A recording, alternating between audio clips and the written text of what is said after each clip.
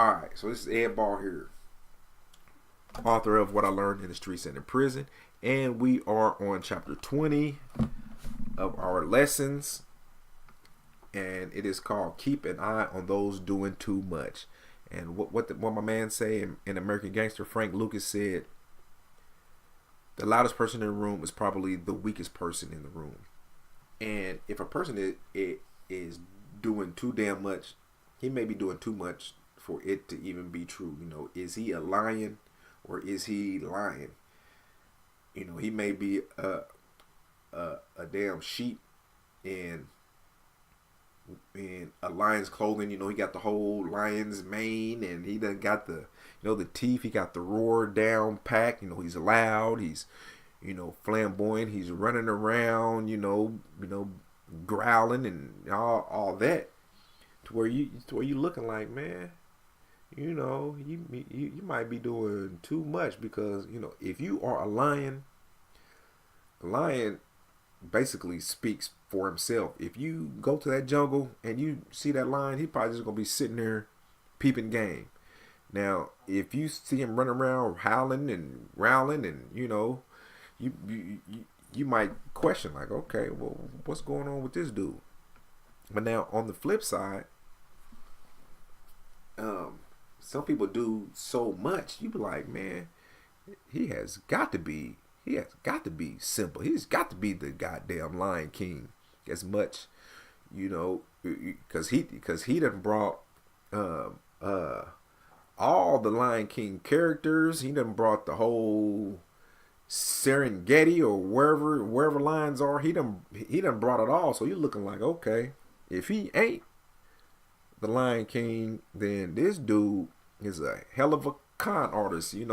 He's Frank Abagnale, that dude from Catch Me If You Can. This dude was scheming and scamming so good, you couldn't think it was nothing but the truth. And what people do, they use extreme and just accurate verboseness. They use extreme and spot on volume when they're speaking. They use extremely believable flamboyance. It's kind of like one of those con artists who sold the Eiffel Tower up there in Paris. People were thinking like, the investors were like, man, now I know ain't nobody gonna go through a scheme, a plot this deep, so it has to be real. So you have to be aware of people who are doing too much, because they may be doing too much for it to be true, or they may be doing so dang much that you are just fooled. So you have to just be aware, and that is one of the moves that you have to do. You have to be aware. Be aware that we live in a harsh world. We live in a world where people are scamming, scheming, plotting, and they're going through extreme lengths to separate you from what is valuable to you.